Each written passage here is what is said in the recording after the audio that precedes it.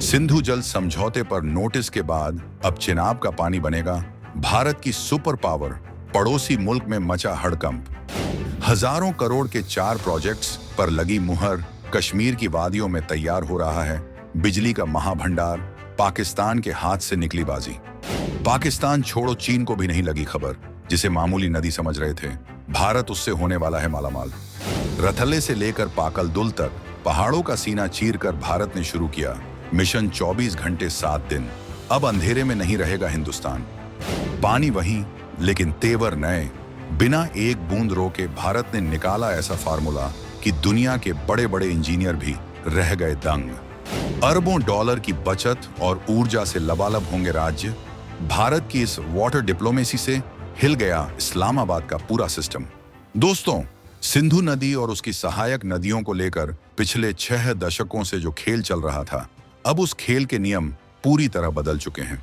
अक्सर हम और आप खबरों में सुनते थे कि भारत पानी रोक देगा या पाकिस्तान ने वर्ल्ड बैंक में शिकायत कर दी, लेकिन धरातल पर क्या हो रहा है, इसकी असली तस्वीर कभी सामने नहीं आ पाती थी। लेकिन आज हम जिस खबर का पोस्टमार्टम करने जा रहे हैं, वो कोई साधारण न्यूज नहीं है। ये भारत की उस खामोश कूटनीति का वो धमाका है जिसकी गूंज इस्लामाबाद के पावर कॉरिडोर से लेकर वर्ल्ड बैंक के हेडक्वार्टर तक सुनाई दे रही है।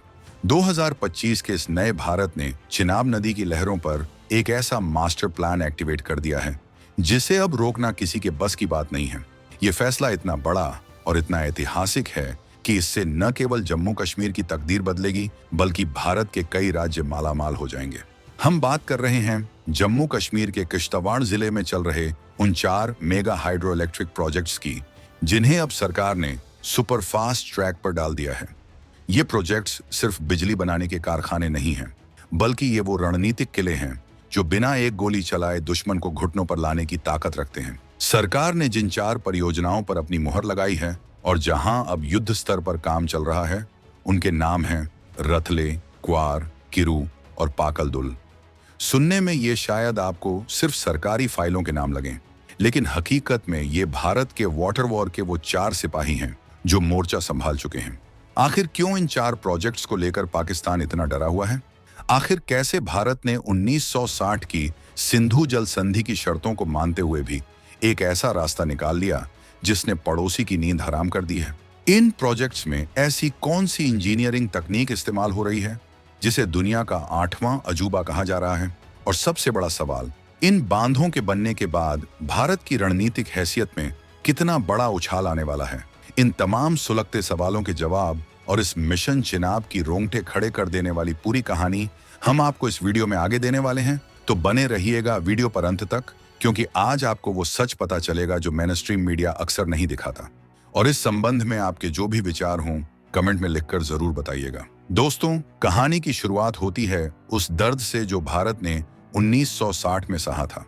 सिंधु जल समझौता, जिसे दुनिया का सबसे उदार जल समझौता कहा जाता है, उसने भारत के हाथ एक तरह से बांध दिए थे। इस संधि के तहत पूर्वी नदियां सतलज, व्यास, रावी तो भारत को मिली, लेकिन पश्चिमी नदियां सिंधु, झेलम, चिनाब, जिनमें पानी का अथाह भंडार था, उनका बड़ा हिस्सा पाकिस्तान के लिए छोड़ दिया गया। भारत को इन नदियों पर केवल नॉन कंजम्पटिव यूज, यानी पानी को बिना खत्म किए बिजली बनाने और खेती के सीमित अधिकार मिले। दशकों तक हम इस सीमित अधिकार को भी इस्तेमाल करने से डरते रहे। हमें लगता था कि कहीं पड़ोसी नाराज न हो जाए, कहीं दुनिया उंगली न उठा दे। लेकिन 2014 के बाद तस्वीर बदलनी शुरू हुई और 2024 से 25 तक आते आते भारत ने अपनी नीति को डिफेंसिव से ऑफेंसिव कर दिया। सरकार ने ठान लिया कि संधि में जो हक हमें मिला है, हम उसका पाई पाई वसूल करेंगे। और इसी संकल्प का नतीजा है ये 4 महाकाय परियोजनाएं जो चिनाब नदी के बेसिन पर आकार ले रही हैं। अब एक एक करके इन 4 बाहुबलियों की ताकत को समझते हैं, क्योंकि इनकी डिटेल जाने बिना आप इस खेल की गहराई को नहीं समझ पाएंगे। सबसे पहले और सबसे विस्तार से बात करते हैं रथले हाइड्रो इलेक्ट्रिक प्रोजेक्ट की। 850 मेगावाट की क्षमता वाला ये प्रोजेक्ट कोई आम बांध नहीं है। यह चिनाब नदी पर किश्तवाड़ जिले के द्राबशाला गांव के पास बन रहा है। इस प्रोजेक्ट का इतिहास संघर्षों से भरा रहा है। 2013 में जब इसकी नींव रखी गई थी, तब पाकिस्तान ने हंगामा खड़ा कर दिया था। उसने आरोप लगाया कि इस बांध का डिजाइन सिंधु जल संधि के खिलाफ है। पाकिस्तान को डर था कि भारत इस बांध के जरिए पानी के बहाव को रोक सकता है और जब चाहे पाकिस्तान में सूखा ला सकता है या बाढ़ पैदा कर सकता है। उसने वर्ल्ड बैंक का दरवाजा खटखटाया, अंतर्राष्ट्रीय कोर्ट में रोना धोया। इस वजह से कई सालों तक काम रुका रहा। ठेकेदार काम छोड़कर चले गए और प्रोजेक्ट की लागत बढ़ती गई। लेकिन 2021 में भारत सरकार ने एक ऐतिहासिक फैसला लिया। केंद्र सरकार ने इस प्रोजेक्ट को अपने हाथ में लिया और एक नई joint venture company Ratle hydro electric power corporation limited RHPCL का गठन किया। इसमें केंद्र की NHPC और जम्मू कश्मीर सरकार की हिस्सेदारी तय की गई। इसके बाद जो हुआ वो इतिहास है। 5,300 करोड़ रुपए से ज्यादा का बजट पास किया गया और काम दोबारा शुरू हुआ, लेकिन इस बार दोगुनी रफ्तार से। रतले प्रोजेक्ट की इंजीनियरिंग को समझिए। यह एक run of the river project है। इसका मतलब है कि इसमें नदी के पानी को बहुत बड़े जलाशय में रोककर नहीं रखा जाता, जैसा कि टिहरी या भाखड़ा नांगल में होता है, बल्कि इसमें नदी के बहाव को मोड़ा जाता है। उसे टनल के जरिए टरबाइन तक लाया जाता है और बिजली बनाकर पानी को वापस नदी में छोड़ दिया जाता है। रतले में 133 मीटर ऊंचा कंक्रीट का ग्रेविटी डैम बन रहा है। ग्रेविटी डैम का मतलब है कि यह बांध अपने भारी वजन से पानी के दबाव को रोकता है। सोचिए, 133 मीटर यानी कुतुब मीनार से भी लगभग 2 गुना ऊंचा। इतनी ऊंचाई पर कंक्रीट की दीवार खड़ी करना, और वो भी हिमालय के कच्चे पहाड़ों में, ये भारतीय इंजीनियरों के साहस का प्रमाण है। इस प्रोजेक्ट में एक और खास बात है, इसका स्पिलवे सिस्टम। जब बाढ़ आती है या पानी ज्यादा होता है तो उसे सुरक्षित तरीके से निकालने के लिए जो गेट बनाए गए हैं, उनकी क्षमता जबरदस्त है। पाकिस्तान को इसी डिजाइन से दिक्कत थी। वो चाहता था कि भारत स्पिलवे के गेट नीचे न रखे ताकि भारत पानी के लेवल को कंट्रोल न कर सके। लेकिन भारत ने साफ कह दिया कि बांध की सुरक्षा और तलछट निकालने के लिए ये डिजाइन जरूरी है और यह संधि के मानकों के अनुरूप है। आज की तारीख में रतले पर काम इतनी तेजी से चल रहा है कि वहां रात में भी दिन जैसा नजारा होता है। बड़ी बड़ी फ्लड लाइट्स में हजारों मजदूर और सैकड़ों भारी मशीनें पहाड़ों को काट रही हैं। पाकल दुल हाइड्रो इलेक्ट्रिक प्रोजेक्ट 1000 मेगावाट की क्षमता वाला ये प्रोजेक्ट जम्मू कश्मीर का अब तक का सबसे बड़ा पन बिजली प्रोजेक्ट है। यह प्रोजेक्ट चिनाब की मुख्य सहायक नदी मरुसदर पर बन रहा है। पाकल दुल की कहानी और भी ज्यादा रोमांचक है। यह सिर्फ बिजली बनाने का प्रोजेक्ट नहीं है, बल्कि यह एक रणनीतिक हथियार है। इसमें 167 मीटर ऊंचा concrete face rockfill dam CFRD बनाया जा रहा है। अब आप पूछेंगे कि ये रॉकफिल डैम क्या बला है?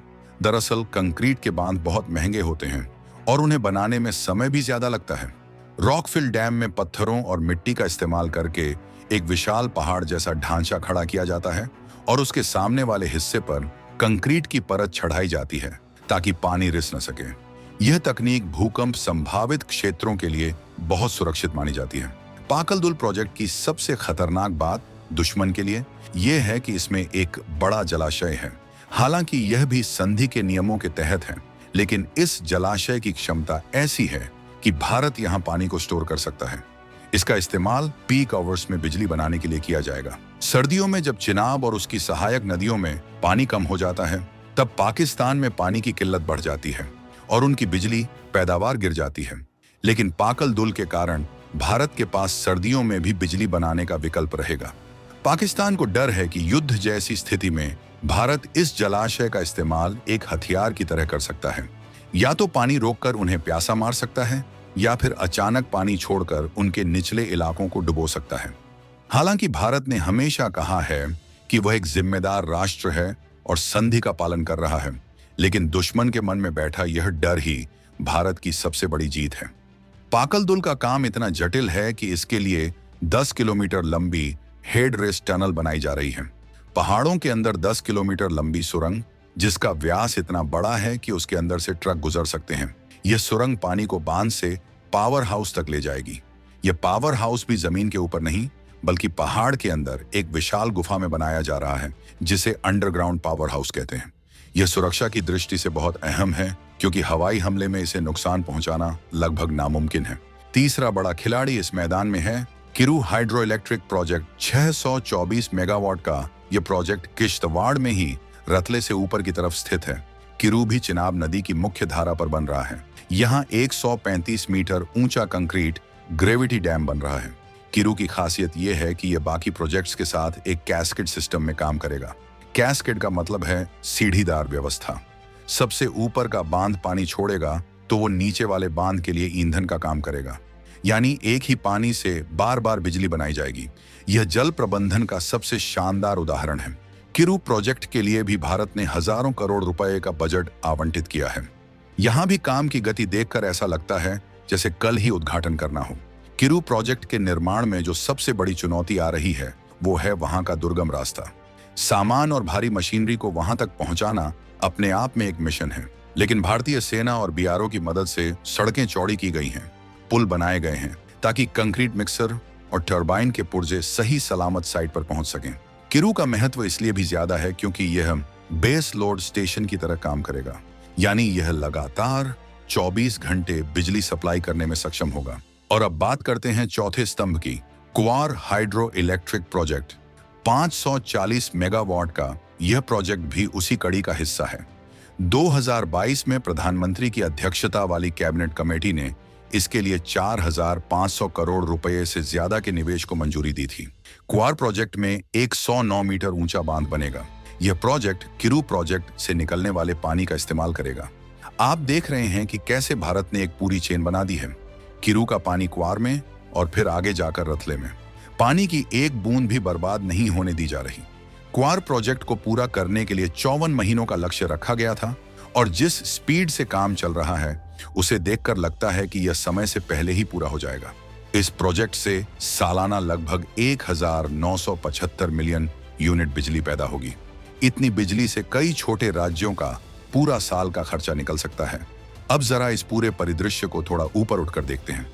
जब ये चारों projects रथले 850 megawatt, पाखलदुल 1000 megawatt, Kiru 624 megawatt और क्वार 540 मेगावाट पूरी तरह से चालू हो जाएंगे तो इनकी कुल क्षमता 3000 मेगावाट से ज्यादा होगी।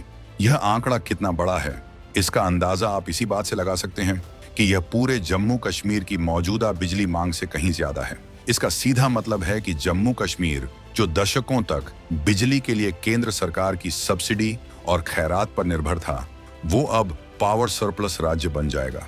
वहां के घरों में 24 घंटे बिजली होगी, वहां उद्योग धंधे लगेंगे और सबसे बड़ी बात, राज्य सरकार बिजली बेचकर हजारों करोड़ रुपए कमाएगी। यह पैसा वहां के विकास में लगेगा जिससे अलगाववाद की जड़ें अपने आप सूख जाएंगी। रोजगार के जो मौके पैदा होंगे वो अलग। इन प्रोजेक्ट्स में हजारों स्थानीय युवाओं को नौकरी मिली हुई है। जो हाथ पहले पत्थर उठाते थे आज वो हाथ वहां कंक्रीट मिला रहे हैं और देश के निर्माण में योगदान दे रहे हैं। यह सामाजिक बदलाव इन बांधों का सबसे बड़ा साइड इफेक्ट है जिसे पाकिस्तान कभी नहीं चाहेगा। लेकिन इस कहानी का एक और पहलू है जो सीधे तौर पर जियोपॉलिटिक्स यानी भू राजनीति से जुड़ा है। पाकिस्तान और चीन दोनों मिलकर पीओके और गिलगित बाल्टिस्तान में अवैध तरीके से बांध बना रहे हैं। चीन वहां द्यामिर बाशा और कोहाला जैसे प्रोजेक्ट्स बना रहा है। भारत ने हमेशा इसका विरोध किया है क्योंकि वो इलाका भारत का है। अब भारत ने चिनाब पर ये प्रोजेक्ट्स बनाकर चीन को भी एक कड़ा संदेश दिया है।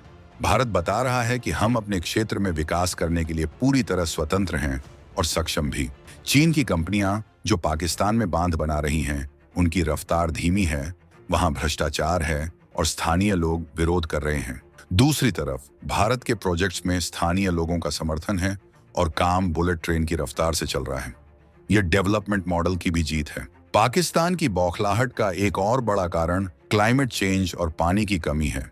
पाकिस्तान एक वाटर स्ट्रेस्ड देश है। वहां पानी की भारी किल्लत है। उनकी कृषि पूरी तरह से सिंधु नदी तंत्र पर निर्भर है। उन्हें लगता है कि भारत इन बांधों के जरिए उनके पानी को नियंत्रित कर लेगा। हालांकि जैसा कि हमने पहले बताया, run of the river projects में पानी रोका नहीं जाता, सिर्फ इस्तेमाल किया जाता है। लेकिन समस्या पाकिस्तान की नीयत में है। उन्हें डर है कि अगर भारत ने ये बांध बना लिए तो भविष्य में जब कभी सिंधु जल संधि की समीक्षा होगी या उसे रद्द किया जाएगा, जिसकी मांग भारत में समय समय पर उठती रहती है, तो भारत के पास इंफ्रास्ट्रक्चर तैयार होगा पानी को रोकने के लिए। बिना बांध के आप चाहकर भी पानी नहीं रोक सकते, लेकिन बांध बन गया तो चाबी आपके हाथ में है। यही वो रणनीतिक बढ़त है जो भारत हासिल कर रहा है। इसे डिटरेंस कहते हैं, यानी आपके पास ताकत होनी चाहिए, भले ही आप उसका इस्तेमाल न करें। सामने वाला आपकी ताकत देखकर ही अपनी हद में रहता है। एक और महत्वपूर्ण पहलू है ग्रीन एनर्जी का। आज पूरी दुनिया कार्बन उत्सर्जन कम करने की बात कर रही है। भारत ने भी 2070 तक नेट जीरो का लक्ष्य रखा है। ये हाइड्रो प्रोजेक्ट्स उसी दिशा में एक बड़ा कदम है। 3000 मेगावाट की ये क्लीन एनर्जी हर साल लाखों टन कार्बन उत्सर्जन को कम करेगी।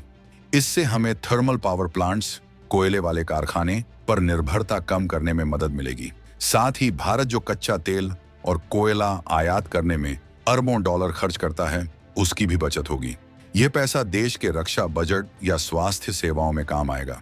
यानी चिनाब का पानी सिर्फ बिजली नहीं, बल्कि भारत की अर्थव्यवस्था को बूस्ट देने वाला ईंधन भी बन रहा है। तकनीकी चुनौतियों की बात करें तो ये प्रोजेक्ट्स आसान नहीं है। हिमालय का यह क्षेत्र भूगर्भीय रूप से बहुत संवेदनशील है। यहाँ पहाड़ कच्चे हैं, लैंडस्लाइड का खतरा रहता है। लेकिन भारत की इंजीनियरिंग संस्थाओं, खासकर NHPC ने यहाँ कमाल कर दिखाया है। उन्होंने ऐसी तकनीकें विकसित की हैं जो इन चुनौतियों का सामना कर सकती हैं। पहाड़ों को स्थिर करने के लिए रॉक बोल्टिंग और शॉर्टक्रीट जैसी आधुनिक तकनीकों का इस्तेमाल हो रहा है। सुरंगों की खुदाई के लिए दुनिया की बेहतरीन टनल बोरिंग मशीनें TBM मंगवाई गई हैं। ये दिखाता है कि भारत अब टेक्नोलॉजी के मामले में किसी पश्चिमी देश से पीछे नहीं है। हम अपने दम पर, अपने इंजीनियरों के दिमाग से दुनिया के सबसे कठिन इलाकों में सबसे जटिल ढांचे खड़े कर सकते हैं। अब सवाल यह उठता है कि आगे क्या? क्या भारत यहीं रुक जाएगा? जवाब है बिल्कुल नहीं।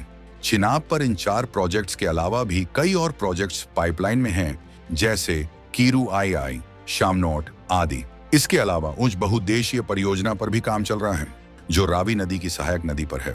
भारत का मकसद साफ है, सिंधु बेसिन के भारतीय हिस्से में गिरने वाली पानी की एक एक बूंद का उपयोग करना। प्रधानमंत्री मोदी ने एक बार कहा था, खून और पानी एक साथ नहीं बह सकते। यह वाक्य आज भारत की जल नीति का आधार बन चुका है। हम पाकिस्तान को प्यासा नहीं मार रहे, लेकिन हम अपने हक का पानी उसे मुफ्त में बहने भी नहीं देंगे। जो पानी हमारे किसानों के खेतों में सोना उगा सकता है, जो पानी हमारे कारखानों को चला सकता है, उसे हम पाकिस्तान में जाकर बर्बाद क्यों होने दें? इस पूरी कवायद का असर कूटनीतिक हलकों में भी साफ दिख रहा है। पहले जब पाकिस्तान शिकायत करता था तो वर्ल्ड बैंक तुरंत बीच बचाव करने आ जाता था। लेकिन अब दुनिया देख रही है कि भारत एक बड़ी आर्थिक शक्ति है। भारत के साथ खड़े होने में सबका फायदा है। इसलिए अब अंतर्राष्ट्रीय संस्थाएं भी भारत के प्रोजेक्ट्स पर उतनी सख्ती नहीं दिखाती जितनी पहले दिखाती थी। उन्हें पता है कि भारत तकनीकी और कानूनी रूप से सही है। भारत ने अपनी लीगल टीम को इतना मजबूत कर लिया है कि पाकिस्तान के वकील हर बार मुंह की खाते हैं। यह न्यू इंडिया का कॉन्फिडेंस है। हम अब अपनी सफाई नहीं देते, हम अपना काम करते हैं और दुनिया को नतीजों से जवाब देते हैं। इन परियोजनाओं के पूरा होने का समय भी बहुत नजदीक है। अनुमान है कि 2026 तक इनमें से कुछ प्रोजेक्ट्स से बिजली उत्पादन शुरू हो जाएगा और 2027 से 27 तक ये सभी पूरी क्षमता के साथ काम करने लगेंगे। सोचिए वह दिन कितना ऐतिहासिक होगा जब कश्मीर के पहाड़ों से 3000 मेगावाट बिजली ग्रिड में दौड़ेगी। वह ऊर्जा सिर्फ तारों में नहीं दौड़ेगी, बल्कि वह हर भारतीय की रगों में गर्व बनकर दौड़ेगी। ये जीत होगी उन मजदूरों की जो -डिग्री तापमान में काम कर रहे हैं, उन इंजीनियरों की जिन्होंने इन नक्शों को हकीकत में बदला, और उस राजनीतिक इच्छा शक्ति की जिसने तमाम दबावों के बावजूद झुकने से इनकार कर दिया। अंत में यह समझना जरूरी है कि यह लड़ाई सिर्फ पानी या बिजली की नहीं है। यह लड़ाई है संप्रभुता की, आत्मसम्मान की और भविष्य की। चिनाब नदी जो सदियों से बह रही है, उसने कई साम्राज्य बनते और बिगड़ते देखे हैं, लेकिन आज वह भारत के उत्थान की गवाह बन रही है। पाकिस्तान के लिए यह एक बुरा सपना हो सकता है, लेकिन भारत के लिए यह अमृत काल की शुरुआत है। हमने अपनी नदियों को पूजनीय माना है और अब हम उनका सम्मान करते हुए उनका सदुपयोग भी कर रहे हैं। यही सच्चा राष्ट्रवाद है, अपने संसाधनों की रक्षा करना और उनसे राष्ट्र को शक्तिशाली बनाना। तो दोस्तों, ये थी चिनाब पर चल रहे भारत के महाअभियान की पूरी और विस्तृत कहानी। हमने देखा कि कैसे रथले, किरू, क्वार और पाकल दुल मिलकर भारत की तकदीर बदलने वाले हैं। यह विश्लेषण आपको कैसा लगा? क्या आपको लगता है कि भारत ने सही समय पर सही कदम उठाया है, या फिर हमें और ज्यादा आक्रामक होकर सिंधु जल संधि को ही रद्द कर देना चाहिए? ये एक बहुत बड़ा बहस का मुद्दा है और आपकी राय इसमें बहुत मायने रखती है। नीचे कमेंट बॉक्स आपका इंतजार कर रहा है, वहां जाइए और अपने दिल की बात लिखिए। हमें बताइए कि क्या आप ऐसे ही और भी विषयों पर डीप डाइव वीडियो देखना चाहते हैं। अगर यह वीडियो आपको जानकारी से भरपूर और जोश से भरा लगा हो तो इसे लाइक करने में कंजूसी मत कीजिएगा। आपका एक लाइक हमारे हौसले को 7वें आसमान पर पहुंचा देता है। और हाँ, इस वीडियो को अपने परिवार, दोस्तों और सोशल मीडिया ग्रुप्स में शेयर जरूर करें। देश के हर नागरिक को पता होना चाहिए कि सीमा पर ही नहीं बल्कि नदियों के बीच भी हमारे जांबाज देश की जीत की इबारत लिख रहे हैं। और अब एक छोटा सा सस्पेंस अगले वीडियो के लिए। क्या आप जानते हैं कि भारत समुद्र के नीचे एक ऐसी दीवार बना रहा है जो चीन की पनडुब्बियों को हिंद महासागर में घुसने से पहले ही डिटेक्ट कर लेगी?